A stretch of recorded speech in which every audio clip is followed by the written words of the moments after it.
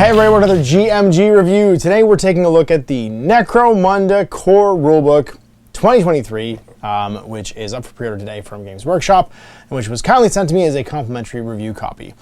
And boy howdy, look at this thing. It's a solid 2 inches thick. It's a inch and a half thick.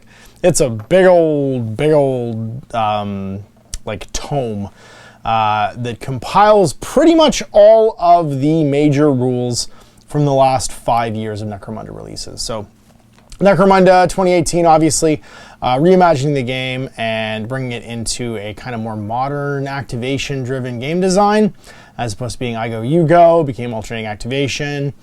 There's lots of Necromunda videos on this website if you want to go, on this YouTube channel if you want to go check them out. We played plenty of Necromunda. Haven't played it in a while though. We played it last year when the Ashway stuff came out. And then, of course, there's been 7,000 million things for me to try and keep up with, so it hasn't kind of come onto the table in a while. But what's cool about this is it basically takes the core mechanics that have been sort of slowly bled out over this edition of the game, over 5 years, and puts them in one place. So the 3 locations you can play, the Underhive, the Sector Mechanicum, and then also the Ash Wastes, all of the core mechanics for that are in here. You have the core rules for Dominion campaign, and the large outlaw and regular markets for the trading post have been combined into one spot, basically. The goal behind this book, my understanding is that it basically means you have to carry less individual books to play your own homebrew Necromunda campaign, because those core mechanics were spread out quite a bit in the last few editions, and this puts it in one place. What you will still need, though, if you have a copy of this book, if you decide to pick this up, is you will still need your gang books, right? There's no gang rosters in here. There's no rules for the individual models in the game, but all of the houses, the great houses, have their own individual books now, as do the sort of more freaky gangs or sort of like weirdo gangs, like the Ashwaste Nomads, the Cops, or the Squat Prospectors and stuff like that, the Outlanders and stuff, and the Bounty Hunter teams, which are called Venators. So if you're looking for those, you will need to pick up an individual book, but if you're only planning on playing one gang, and typically in a campaign you're playing one game at a time, it does mean that the overhead of carrying books to your games gets lower. It's just this, plus basically your gang and their book, and you're pretty much ready to play. There are some exceptions to this, because like, there are a few things where like new war gear or brutes or whatever for gangs are spread into 2 books. But I can see why this attempt was made. It also does a good job of introducing the actual core story of Necromunda, going all the way back to the Horus Heresy, which is nice. So let's scan the table of contents real quick, just so you can see sort of like the general principles here. Core rules of the game, they go up to basically the first 150 pages. Now, the rules themselves are 96 to 148, so roughly 50 pages are the core rules.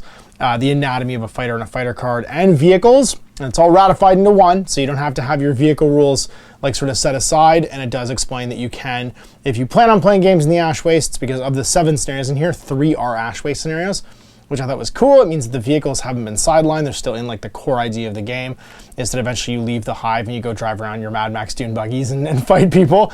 I like that that's sort of been ratified into like the core rules, and it's not just a side game. The rules for Psychers are in here, and also the core rules for a Dominion campaign. Now, the one thing I will say with the Dominion campaign is it's the territory-based campaign for Necromunda. It requires a bit of squinting to take the Ash Waste part of it in there, where you kind of like have to go, I guess if we look hard enough at this, we could just say that some of these territories are on the outside of the hive, some are on the inside of the hive, and you kind of have to do a bit of mental gymnastics to not just make it like an Underhive game. But it's fine. Like it still works, and it is sort of the most universal campaign system. So having the territory system for the Dominion campaign as like the one in this rulebook makes sense. You will still get more, I think, of an Ash Wastes experience, or like if you want to do the Chaos Uprising one. Some of the books that came with the campaign sets, which were like sets of models and rulebooks, are going to still hold a lot of value, because they're going to give you a much more detailed exploration of certain settings and places to run a campaign.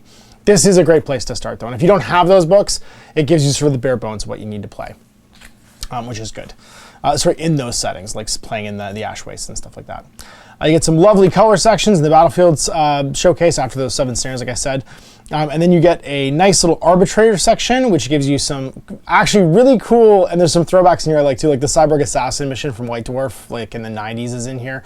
There's a few, you can see there's a few like old hand Necromunda players that were like, no, we should definitely give some guidance to like making your own campaign and what that can look like and writing your own scenarios. And so this whole section from 218 to 250 kind of does that. It gives you that like, but this is that like, I don't know why people need that permission today. Maybe it's just, it might be a generational gamer thing where people grew up on pen and paper and that was kind of required that you inject yourself into it, versus the more experiential gaming of today where like the entertainment is kind of projected onto you by screens and by, you know, like experiencing the entertainment as opposed to like projecting yourself into it. But it does give you that kind of permission and guidance on how to do that if it's not something you're familiar with. So a lot of I think like sort of like old Necromunda players like myself who grew up in the original edition of this game will go, oh, that's really cool, and here's some like cool inspiration to look at, but we don't need that message. I do think it's really important that message is in here though in that arbitrator section, because it means that people who are kind of looking for the experience to be curated for them out of the box see that there's more to it than that, and you don't have to follow the rules. You don't have to just do it the way the book says. You can just make up your own crap too and play the game that way. And it can be just as enriching and entertaining as playing the rulebook version of Necromunda and having that be like your experience. So yeah, so like I said, a lot of like art from different books put together in here so that you get that idea, but like the beautiful picture of Hive Primus, the idea that you can see the hives just standing under the stars. And then the Lord Helmar himself and the story of Necromunda. And what I really like about this is it takes the time not just to sort of give you like, what is a hive city? Why is it built like this? Like, why are people living here? I love this Bone Scrivener. He's so cool. There's so much cool art in here. I have to say some of the most grimdark 40K art of the last like 5 years has been hidden in Necromunda rulebooks where people haven't gotten to experience it. So I do love that it's kind of like brought back in this place. So yeah, the different hives, we got a nice map of the city, or the planet after the Horus Heresy. The sort of short story long of Necromunda is it used to have a different name. It was like Aradius when it was found, and it was the Iron Lords of Aradius were basically ruling over a small cluster of different planets during the Horus Heresy, or after the fall, basically. And the Imperial Fists basically do their compliance, which is where the Imperium shows up and goes like, we've come to save you from all the warp storms. Also, if you don't say yes, we're going to kill probably like 1/10 of your population in a massive invasion. Some people resist, some people comply immediately. The Aradians resist for a little while. The Imperial Fists immediately dissuade them of that, and then they let go. But right as they're basically achieving compliance, the entire system is or like network of worlds, which have they basically survive and are able to communicate even despite the big warp storms because of these like weird old ancient technological warp gates that link them together. Think of them as like the jump rings from what's it called, from Mass Effect. There's a giant alien invasion, and the only reason that the Imperial Fists are able to drive off that alien invasion and they don't name the aliens is because they destroy all of those warp gates and keep them out. So they don't really say who it is, but after that, the war has so destroyed Necromunda that it looks more like it does today, where it's like an irradiated wasteland. And so they spend a lot of time doing that. And then my favorite, I think, section in this background section is these little clock sections, the timelines. And they give you that story. Arrhenius, sorry, is the name of the planet.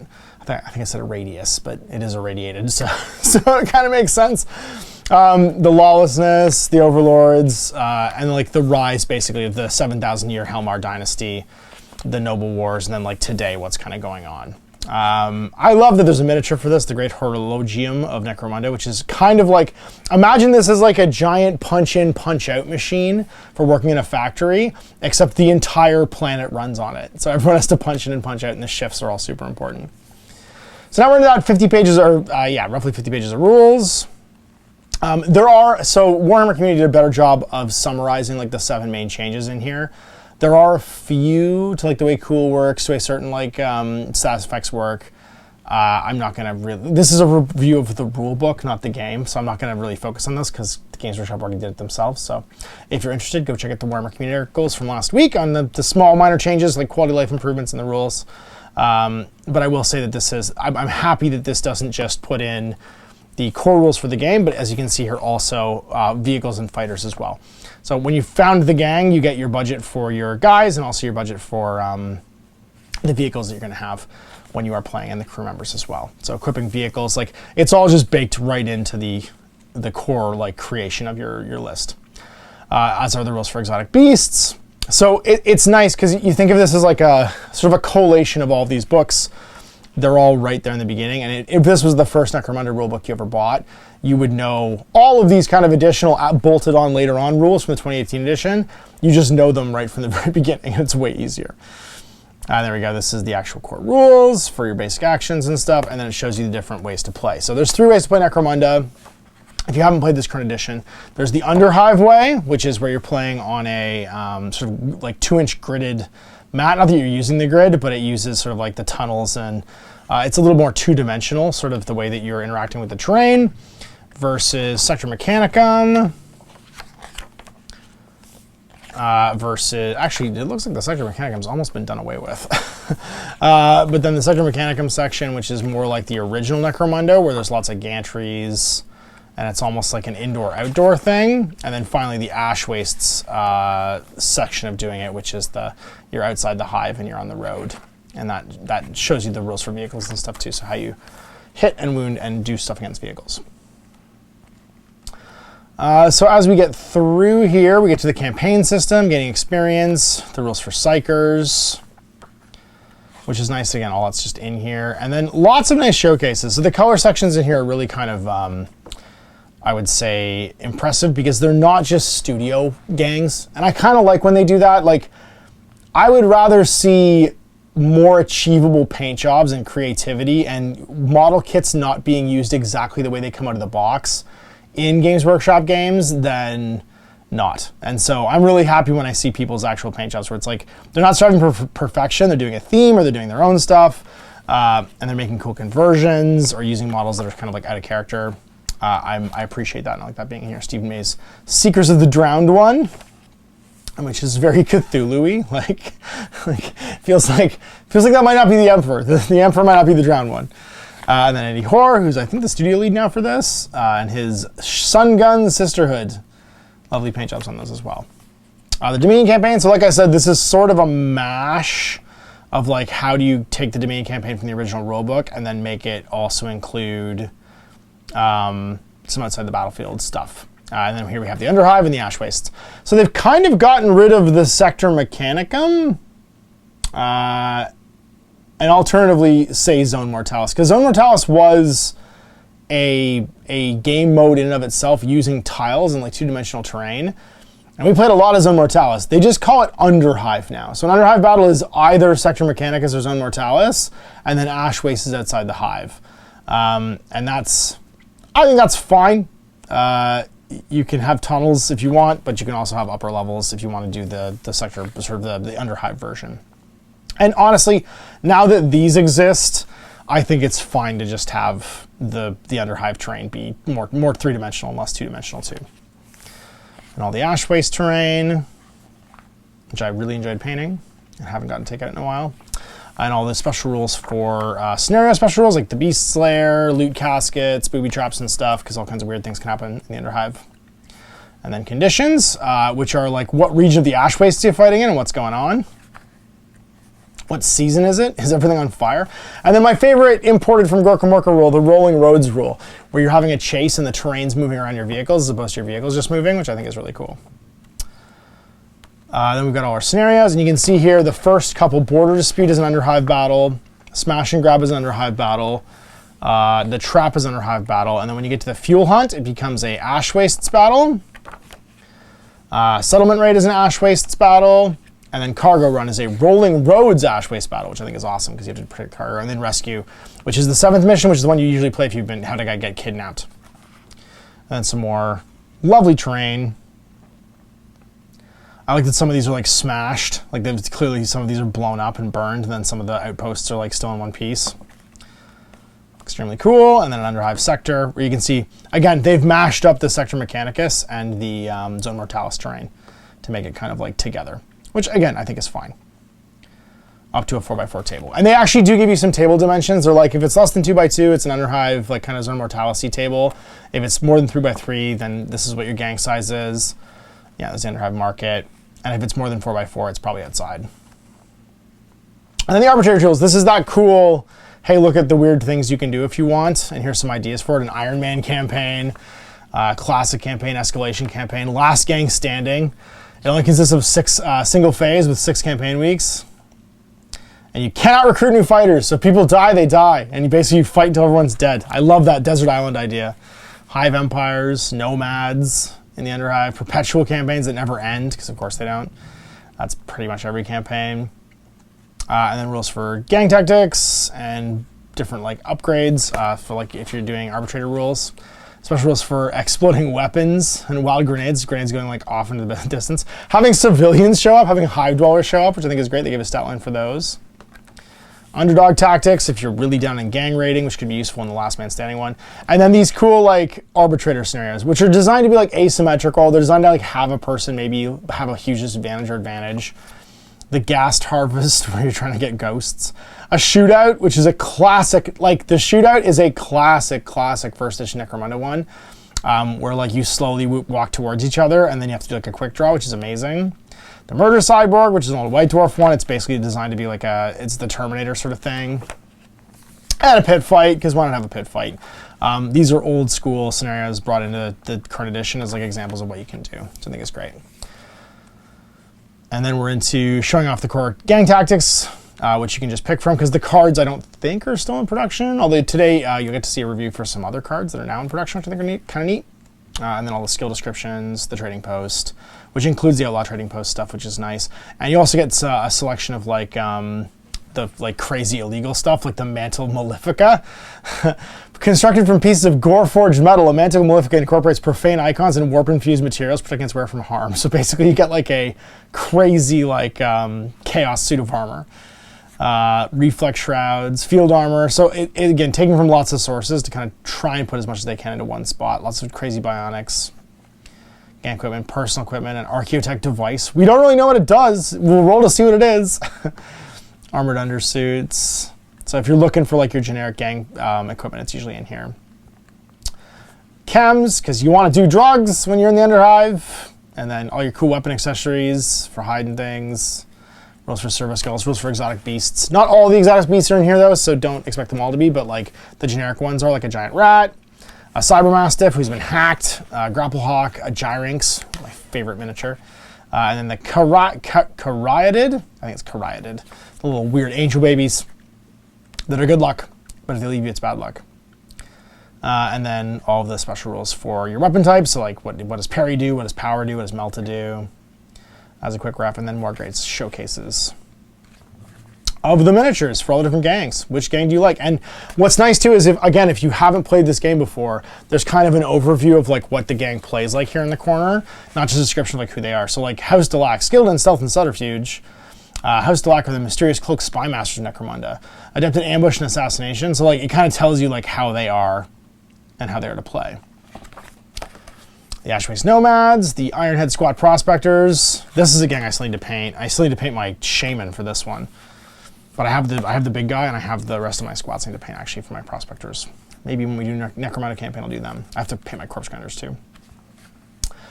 And that's it. And then a quick summary of the game. It's like a quick ref at the back. And then, thank goodness, an index. If you're looking for something specific, it's usually in here. The Subnautican. I love this miniature so much. He's so cool. The Water Guild is such a neat faction. And that's it. So there you have it. The Core Rulebook for Necromunda 2023.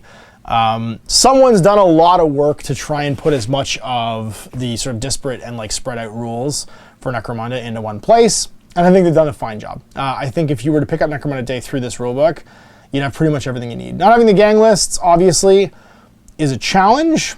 But I'm going to be honest with you, Necromunda is like a huge sprawling game over the last 5 years. There was a lot of stuff over a lot of books.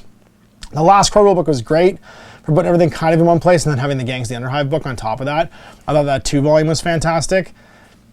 I don't know if they're going to. I wouldn't mind them doing another Gangs of the Underhive book like this. I think you could, if so much of the pages of equipment and beasts and special stuff has like been put in this rulebook, I think you could probably get away with another book about this size that was current Gangs Underhive, and then it would just be like a 2-volume game.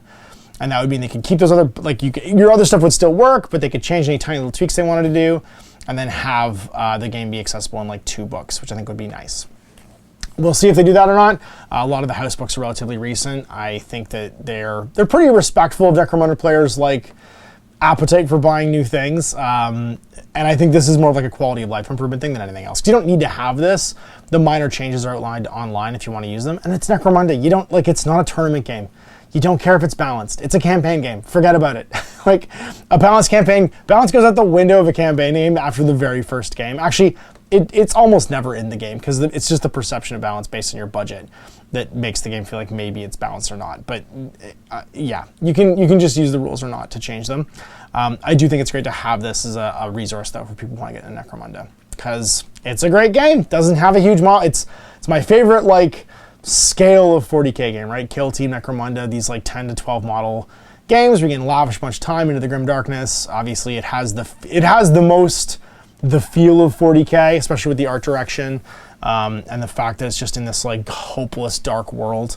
And so I hope this makes the game accessible again. And I'm glad that they've done this thing where you're trying to shed how many rulebooks you have to take to a game. So my last request would be take those 96 pages of like the core rules of the game and all of those like trading post bits and weapon special rules and make me an A5 digest size one.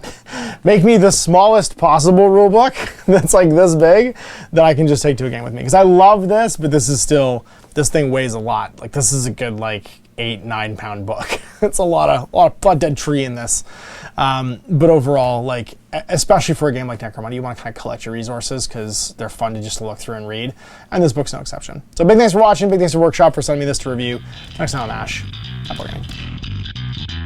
Hey there, I hope you enjoyed that video. There are tons of other games already recorded for you to watch. Click over to my channel page if you haven't already, and have a look through the dozens of playlists full of videos. I guarantee you'll discover a game you haven't seen played before. I put out new videos 7 days a week, and every day is themed to a different genre as I continue to explore the wider world of gaming. Of course, none of that's possible without you, the viewer, so click a like and subscribe if you'd like to stay on top of what's happening here daily. My 2 kids and I are massively grateful to be able to have the flexibility of this job so I can always maximize my time with them. If you want to support me continuing to put out this content, it's only possible because of my amazing backers on Patreon who support the studio, equipment, and model cost, as well as being how I make the bulk of my living. You can also help out by buying a t-shirt through Spreadshirt, a measuring gauge or widget from Deathray Designs, or buying one of my games and supplements like Last Days, Gamma Wolves, and Blaster. As a way of showing my appreciation, patrons get early access to new games and supplements that I write throughout the course of the year. Huge thanks for watching, it really does help out, and happy gaming.